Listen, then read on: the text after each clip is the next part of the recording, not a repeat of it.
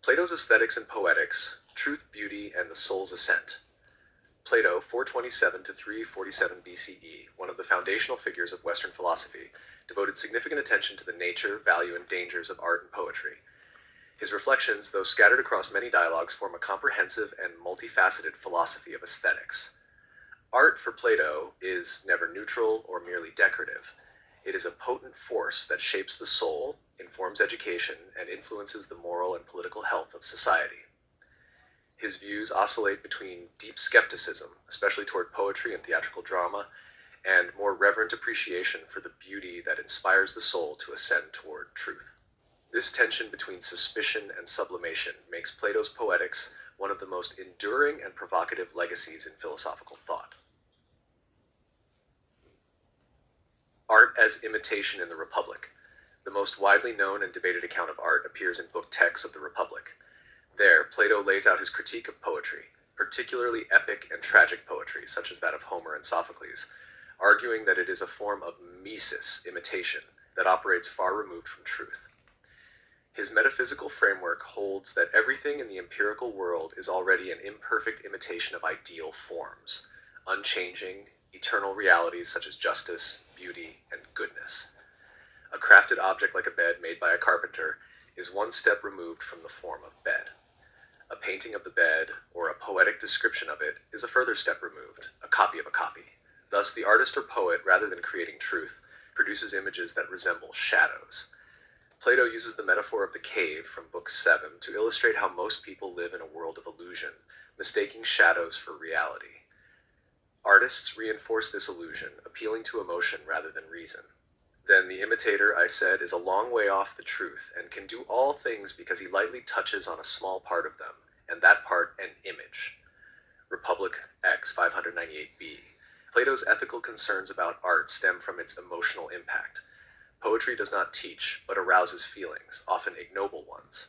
Tragedy, for example, stirs pity and fear and causes the soul to indulge its irrational, appetitive component. Since the ideal republic must be governed by reason, the rational part of the soul, Plato proposes the exclusion of poets who do not serve the cause of truth and virtue. We must remain firm, and not admit him into a city that is to be well governed, because he arouses and nourishes and strengthens the feelings and impairs the reason. Republic X 65b. Nonetheless, Plato acknowledges the power and allure of poetry. He admits to feeling conflicted, especially in relation to Homer, whose poetry had been a formative influence in Greek culture. He concludes with a conditional acceptance of poetry, only if it can prove itself useful in moral and philosophical education. 2. Ion and the nature of poetic inspiration. In the earlier and more playful dialogue Ion, Plato offers an alternate framework for understanding poetry, not as imitation, but as divine inspiration. The rhapsode Ion claims to be an expert interpreter of Homer. Socrates questions him, ultimately concluding that Ion's ability is not based on knowledge, episteme, or techna, skill, but on being possessed by the muse. Socrates compares poetic inspiration to a magnetic stone. The muse inspires the poet inspires the performer, rhapsode, and the performer inspires the audience. None in this chain possesses true understanding. They are like links in a chain, energized by an external divine force. Not by art, then, do the poets write poetry, but by power divine. Ion 534d. This view elevates poetry as a divine gift, but undermines its epistemological credibility. Ion cannot explain his interpretations logically. He cannot apply his poetic knowledge to other fields like medicine or ethics. Hence, poetic excellence is not grounded in rational knowledge, but in a kind of ecstatic possession or madness. The poet, like a prophet, channels something beyond himself, but cannot explain it. 3. Phaedrus, Art, Rhetoric, and the Soul's Journey. The Phaedrus is a key text where Plato integrates aesthetics with psychology, love, and rhetoric. It includes an extended mythic account of the soul's immortality and its ascent to the divine, inspired by beauty. Here, Plato introduces 4 forms of divine madness: mania, prophetic, initiatory, poetic, and erotic. All of them, when properly guided, are seen as gifts from the gods. There is also a madness which is a divine gift and the source of the chiefest blessings granted to men. Phaedrus 244a. The poetic kind of madness comes from the muses. who inspire individuals to create sublime music and poetry. This type of creation is not derided here, but rather positioned as a legitimate, even noble, channel for divine truth. Phaedrus also contains Plato's critique of sophistic rhetoric, which manipulates emotions rather than leading to truth. He proposes a true art of rhetoric, which requires knowledge of the soul and aims at the care, therapia, of the soul. Thus, while imitation is rejected, art that directs the soul toward philosophical insight is valorized. Beauty, in this dialogue, serves as a crucial bridge to the divine. Encountering beauty, especially in a beloved, can stir the soul's recollection of the forms it once saw before its incarnation. Art, insofar as it reproduces intelligible harmony and beauty, may help the soul ascend to truth. Symposium, the ladder of love and the ideal of beauty.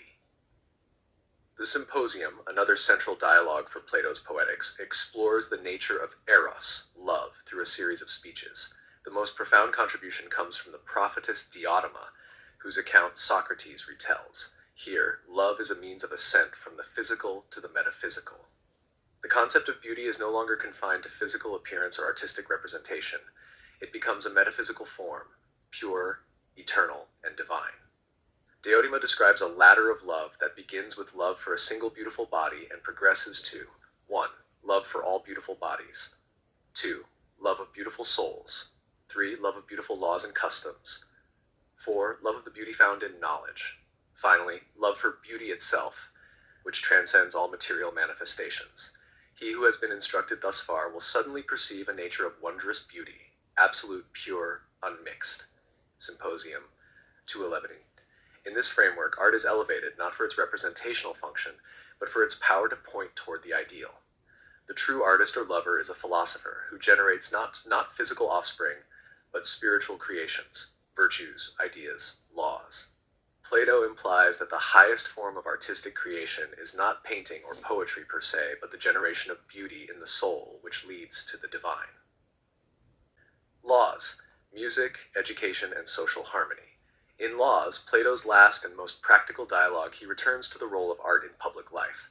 Unlike Republic, which imagined an ideal city ruled by philosopher kings, Laws describes a second-best state where laws must guide behavior. Here, the arts, especially music, dance, and poetry, are central to moral and civic education. Plato argues that music shapes ethos, character, through rhythm and harmony. He insists that the modes and structures of music must be regulated to instill courage, moderation, and piety in citizens. Innovation in musical style is seen as politically destabilizing. The introduction of new kinds of music must be shunned as imperiling the whole state. Laws 799E. The state must therefore control public performance, ensure that art adheres to established ethical norms, and prevent decadence. Plato reasserts that art is powerful and formative, not merely an aesthetic experience, but a moral and political tool. The ideal songs and poems are those that celebrate virtue, harmony, and order. 6. Timaeus, cosmic harmony and artistic creation. In the cosmological dialogue Timaeus, Plato describes the universe as a divine artwork created by the demiurge, or divine craftsman.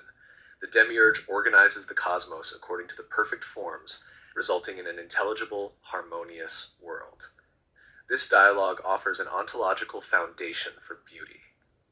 The world is beautiful because it reflects order, proportion, and rationality, qualities that the demiurge imposed on chaotic matter.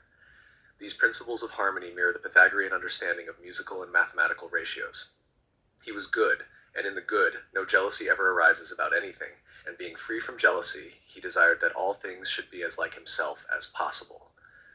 Timaeus 29e. In artistic terms, the true artist is one who imitates the order of the cosmos, working in harmony with nature and reason.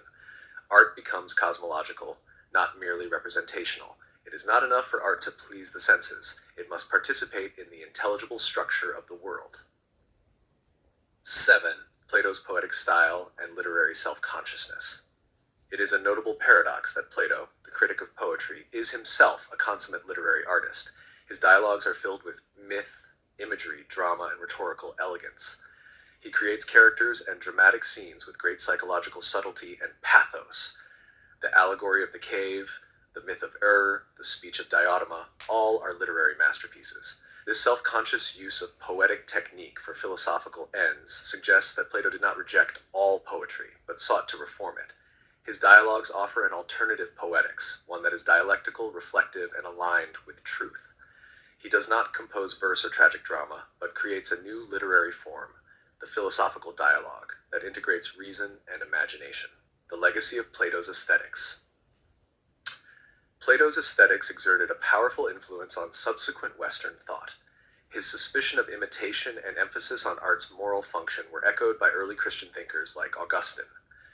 His idea of beauty as a reflection of divine order shaped Neoplatonism, e.g., Plotinus, and Renaissance aesthetics, e.g., Ficino, Pico della Mirandola.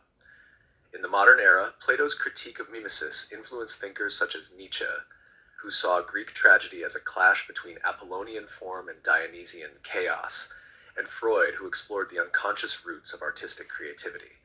Plato also prefigured contemporary concerns in media theory, ideology, and simulation, issues addressed by theorists like Adorno, Benjamin, and Baudrillard. Plato's emphasis on art's power to shape the soul continues to resonate in debates about censorship, aesthetic education, and the relationship between art and politics. Conclusion: a dialectical vision of art. Plato's philosophy of art cannot be reduced to condemnation. Rather, it is a dialectical project shaped by competing impulses, the philosopher's suspicion of illusion and the artist's love of beauty and transformation. For Plato, the key question is not, is art beautiful, but does it lead us toward the truth, the good, and the divine? On one hand, art can corrupt, deceive, and debase. On the other, it can inspire, elevate, and educate. The true art, in Plato's eyes, is not imitation of the sensible world, but creation in the light of the intelligible realm, an act of spiritual recollection and moral refinement. Whether in the cave of illusion or the ladder of ascent, Plato's engagement with art is never marginal. It is central to his vision of philosophy as the education of the soul, and of beauty as the radiance of truth.